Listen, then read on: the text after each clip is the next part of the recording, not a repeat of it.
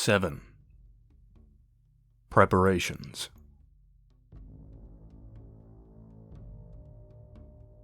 The arc of the warhammer's wide swing made Ichtak lean back to shift his head just out of range, the gust of air thrown by the thing's pick-like head of dull steel speaking to just how close the blow had come. He recovered with fluid ease, falling into a backward shuffle to catch his balance and distance himself from the foe, his own toothy maquahuit blade coming up to prepare for the next strike. Akoat had never pulled punches during their sparring, and that was precisely what made him a good opponent. "Nice dodge," Akoat teased. "More like the cats each day." Ichtak came forward hard, knocking the hammer out wide and pushing in close to shoulder Akoat off balance. He brought up the hilt of his blade to bash the air from Akoat's stomach, but his target spun away, his dancer's turn bringing him to a stop off to Ichtak's blind right side. The prince, recognizing the danger, followed with a lightning-fast strike, his maquahuit pursuing Akoat in a vicious slash. Only at the last moment did Akoat bat the swooping saw-toothed blade away, a backward step bringing him out of range. "Same to you," Ichtak said. "Dainty for a man injured off the practice fields and into the priesthood." The hammer sparked as a strike from the maquahuit drove it down to the ground, the reverberations echoing off the walls around them. Their bare feet scuffled across the cobbles of the sun-baked courtyard in which they fought, each motion measured to allow the greatest range of movement for the least effort possible. Akoat compensated well for the old hamstring injury that had doomed him to the cloth, and though they both knew Ichtak was probably the more dangerous of the pair, the prince respected the degree to which the warrior-turned-priest had maintained his ability, and constructed the whole of his movement to compensate for his weaker leg. Akoat came into a sidelong swing with his full weight behind the blow, forcing Ichtak to fall back rather than vainly attempt to parry such a forceful hit. With a practiced ease made all the more impressive by the fact that the hammer was not his favored weapon, the priest reversed his momentum and brought the pointed rear of the hammer's head back in at his dodging opponent's skull. Ichtak, with a flexible agility that belied his Goliath's frame, went under the hammer in a lunge, and before Akoat could react, the prince had brought his maquahuit up to brush the side of the priest's exposed torso, halting perhaps half an inch short of doing real damage. "You almost had me with the reversal," Ichtak said, straightening and backing off as they both panted for breath. "Impressive." "Not impressive enough," Akoat laughed. "If you asked me to wield the hammer for the reason I think you asked me to wield the hammer, then you'll need to top bigger tricks than that." Ichtak shrugged, going for the flasks of water he'd left on the nearby benches and throwing one to Akoat. "So I've heard. I can't know, though. I've never seen him fight." "Prince Thunkoat is the best in all of Kushkotlan," Akoat said, shaking his head. "He's a favorite with a lot of Kalmakak Academy instructors. With all that smoke, there must be fire." In the hierarchy of Sholoshaidi's vast empire, the constituent provinces in the heartland were administered by kings or queens, generally descended from a conquering general or warlord who had brought the region to heel. They were to the Tlatoani what the Tlatoani was to Harakwe himself, replete with absolute power within their own dominions, but subject to the laws of the Tlatoani upon the dais of the capital in Tepeclan, if ever there were conflicts over method or direction. Prince Thunkoat of the Kushkotishko dynasty was next in line for the throne of Kushkotlan, the mighty mountaintop city in the rugged northeastern reaches of Sholosha'idi. "Well, if he is the best in Kushkotlan, the best in Tepeclan will have to match him," Ichtak said. "He'll have righteous rage on his side, though," Akoat chuckled. "The family can't have forgotten the whole Shochit affair. It would look good for the prince to capture the Tlatoani to be. All the better that Harakwe has been recently sated with Lautani blood. The Kushkotishko dynasty would have the honor of a victory, without the dishonor of having injured the heir to the dais in a time of war." Tomorrow will show us whether all the worry was justified, Ichtak told him, shrugging again. There's no point worrying over it now. All I can do is train. Harakwe will decide who is more worthy on the day. Akoat sunk down onto one of the benches for a breather, asking, "What happened with Shochit, anyhow?" Ichtak had hoped his quick dismissal would have warded off any such questions. "Simple," Ichtak said. "It didn't work out. Too much expectation, too little time to get to know her. It was a very royal thing, rigid and mechanical. A few dinners and some walks in the Kushkotlan Palace gardens while our mothers pretended not to watch from the balconies." Akoat grinned, saying, "All I mean is, if I weren't wearing the cloth, I'd fight a legion alone for a chance at Princess Shochit." "Very devout of you," Ichtak said. "She wouldn't have made a good consort." "Not your type?" "Not at all," Ichtak said. "Too aloof." Akoat laughed, but seemed finally to infer Ichtak's discomfort from the brisk answers, and dropped the subject. Gifted as Akoat could be reading crowds, his gifts with individuals seemed much less remarkable.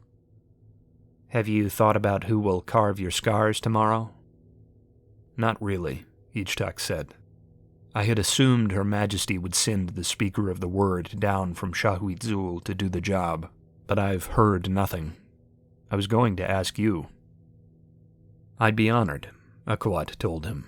The excitement gleaming from his eyes was genuine. "Well, you've got the job, then." The prince slid down to take up a seat next to Akoat. Countless hours had been spent in just this sort of casual company over the course of their reunion.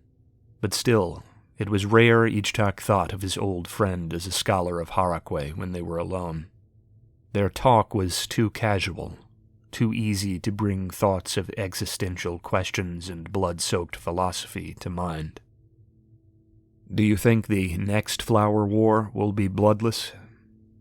Ichtak's question was simple, but the implications ran deep as the tunnels beneath Shahuitzul. The Flower Wars had developed in an age long before the full unification of Sholushaiti's current constituent kingdoms, and their purpose had been to feed the bloodthirst of Harakwe in measured, controlled warfare. They were not unlike the competitive feats of strength and sport enjoyed by the natives of the New World across the sea, save the Flower Wars were often followed by sacrifice. Even now, if peace governed the continent, it was practiced to occasionally sacrifice those captured during the Flower War, an honorable end for honorable warriors, sent below to slake the old general's hunger. Not enough to awaken the dead below, but not so little that the old general took no notice. Modernity had seen it become common wisdom that a bloodless flower war was best, and that sustenance could be gotten for Harakwe abroad without eating away at proud Sholushaitians, whose blood might be better spilled in the conquest of the gods' foes. The comparatively long peace had made this rare in the reserved Sholushaitian empire of Izel II, but the revolt in Estlan had seen that Harakwe would want for nothing throughout the year to come. Ichtak's first contest the following day would also be the first officially bloodless flower war in over a decade. But the next year's contest would not be so bloodless, not unless another conflict were to arise beyond the borders. "None can know, except for Harakwe below," Akoat said, eyes downcast. "The Tlatoani would make war if Harakwe was so inclined. She is the extension of him.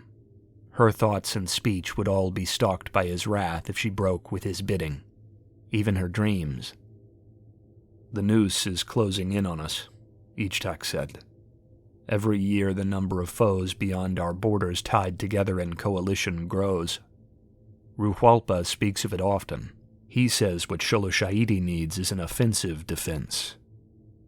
"There are good and bad sides to that in the eyes of the god, I'd suppose," Akoat mused. "On the one hand, the spending of his bravest sons on foreign battlefields to better his domain would please him. On the other, Sholosha'idi is so large she stands poised to outbreed and outproduce the world several times over in the coming century, war or no. Akoat thought on that a moment, finally finishing. This will be our world, by blade or by biding, as it's written in the Bastion of Will. Perhaps the old general has cooled his temper, and he's playing the long game. A long game goes against the laws Ichtak I laid out for this empire, and those laws have served us well so far, Ichtak said. I don't question the Bastion's word, but the result of the Empire's creed speaks for itself. As you say, we are a colossus, indomitable. We didn't arrive there by sitting idle while vultures like the Lautani Duumvirate pecked away at our heels, sending hidden weapons and false truths into our territory. I can't speak for Harakwe, Akoat said. I can only follow his Tlatoani. If his plan is to be found, it is through her. I do not enjoy her breaks with tradition any more than you, but I have to believe there is reason behind them. An advisory senate of lenders and industrialists sits in Tepeklan, Ichtak said. Her Majesty can call it a council all she wants, but you know just as I do that it has the potential to become much more. The purpose of the crown is to allow decisive action by a single soul who has been groomed from birth for just that purpose, trained and tutored night and day for just such occasions. The men of her new council are magnates and bureaucrats, men who have bought their sons out of their military obligations under the Tlatoani's new tithing laws. They are men who have never felt the weight of a rifle, or felt the burn of the Triskelion brand. Much as I wish to believe my mother knows what she is doing courting their aid, I am often forced to ask myself what such men could possibly know of loyalty. Ichtak knew it was a petty point to press on some level, but it didn't make his worries any less genuine. The Triskelion of Sholosha'idi symbolized its core credo, with each arm standing in turn for Lord, land, and loyalty. One Tlatoani, one empire, one legion. This was the system which had conquered half the known world. How long might it be before the empire was pulled by manufacturing concerns and civilian socialites into the mob rule which plagued so much of the New World? Her Majesty would say the industrial age has dragged impossible complexity onto the world stage. Akoat shrugged. I fear the unbridled influence of a fickle public as much as you do. All the priesthood does. That men would sell their honor for comforts of the now is more evil than can be abided by Harakwe. We can both pray that it never comes to pass that such things become the norm. You might even be the one to make certain it doesn't happen. We all have our qualms with the Bastion of Will, though, Akoat said after a moment spent pondering as the slow wind above the courtyard moaned across the stone. Don't plan for reinstituting traditions before you're certain you could hold to them yourself, once it's you sitting upon the dais. Ichtak looked his way, initially reading his own secrets into the comment, but Akoat was calm, unruffled by the tense talk. He didn't see any venom or threat lurking within the words. Akoat stood, hammer coming up into his hand again as he shifted out onto the sparring ground. He grinned, the expression alleviating the tension which had grown up on the bench between them to sour the air. You'll only make it there if you can survive Prince Thunkoat, though. Ichtak returned the smile and followed him up onto the sparring ground.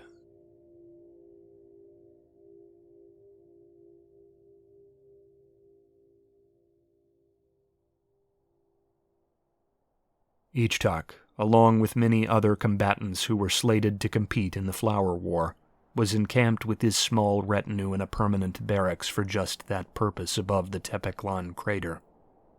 Tradition dictated that the combatants only enter the capital with the setting of the sun on the night of the Flower War, so it was here that they trained, stressed, and stewed with their thoughts before the event finally closed in upon them. His chamber, in true Sholosha'itian style, was sparse, mostly bare save simple furnished necessities like a bed and a table on which to prepare and maintain his kit for the coming struggle. Its only luxury beyond those of the common combatants was the balcony view, for his room shared the top floor with those of other lesser royals from across the empire. This elevation, so rare among the predominantly ground-level complexes of Sholoshaishan architecture, gave him a sweeping view of the sprawling highland desert that surrounded Tepeklan. Bathed in the milky blue hue of the nearly full moon, the arid vista seemed almost oceanic. Sharp ridges of stone took his mind back to the waves of the Southland coast, which seemed poised to crash against the coast of Harakwe's wall, the mighty defensive emplacement that ringed the city. The wind dancing through the brittle grasses scattered across the land gave the barren earth the aquatic illusion of movement. Ichtak scratched at a notebook in his lap, writing and rewriting a passage he never seemed to find satisfactory. He flipped it shut when Ruhwalpa cleared his throat in cackling Kandari fashion, and pushed through the curtained doorway out into the open. "You're quiet when you want to be," Ichtak said. "I'm dangerous without boots on," Ruhwalpa answered. "I've been quiet as a mouse most of the long peace."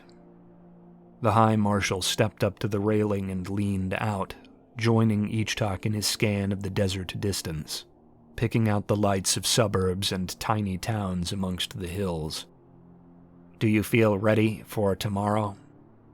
Ichtak wondered, tapping his pen along the leather of his notebook's binding. "As ready as I can be, I suppose," he said. "I've seen battle, and I've watched the flower wars before.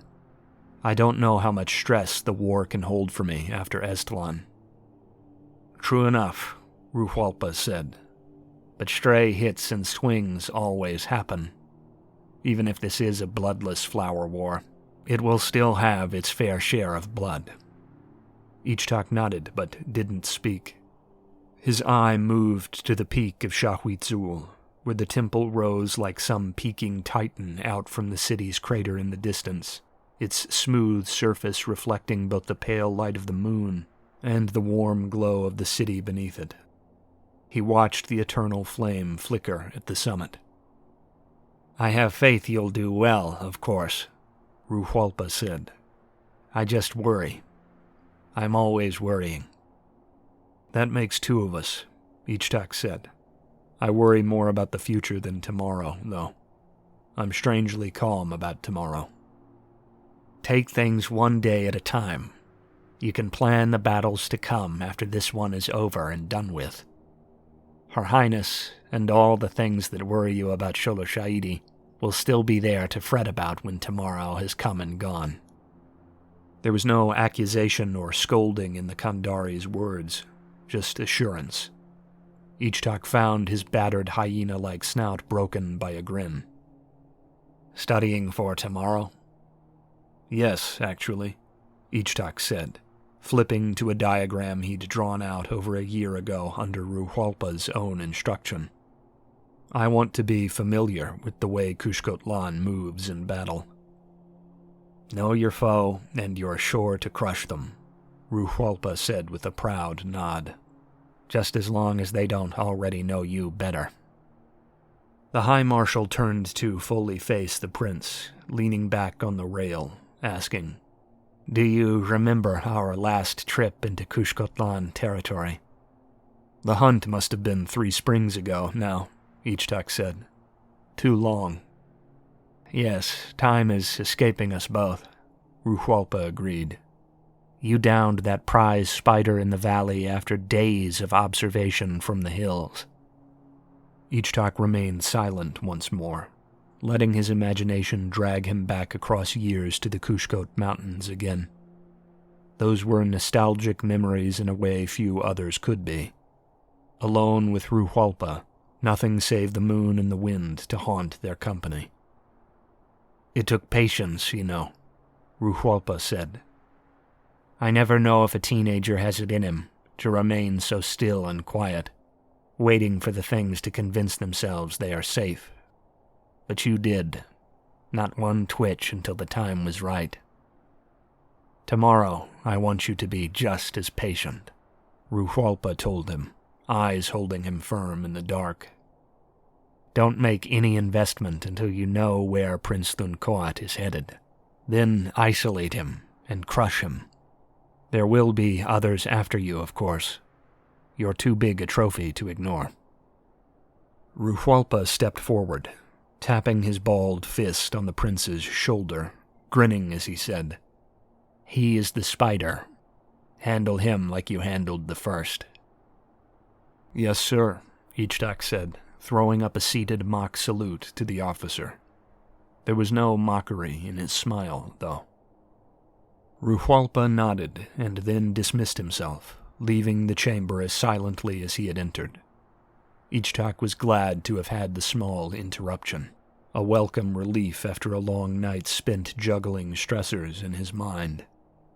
He returned to his notebook, but not to the diagram of Kushkotlan maneuvers and flower war tactics. Rather, it was a letter to which he returned. Setiawan was in the city's underbelly, back at his traditional post in the palace, while the week-long build-up to the flower wars took its course. These were not the reserved and cautious messages he sent through Ruhualpa's trusted Ektal couriers every few days, but a cache of personal messages meant to remain unsent, written in a simple, shorthand cipher of shifting letters that Setiawan had devised himself. The letters would only be passed on by hand once they were together again, preferably far from the palace and the wandering eyes of his mother. Ichtak finished his passage, suddenly finding the right words after the brief reprieve. He tore the page free and folded it away. It would join the others in a nearly invisible pocket cut into the interior fabric of his greatcoat, to be seen by no eyes save the turquoise gaze for which it was meant. Then he would retire conflicted to bed, the coming flower war seeming almost a welcome distraction to him.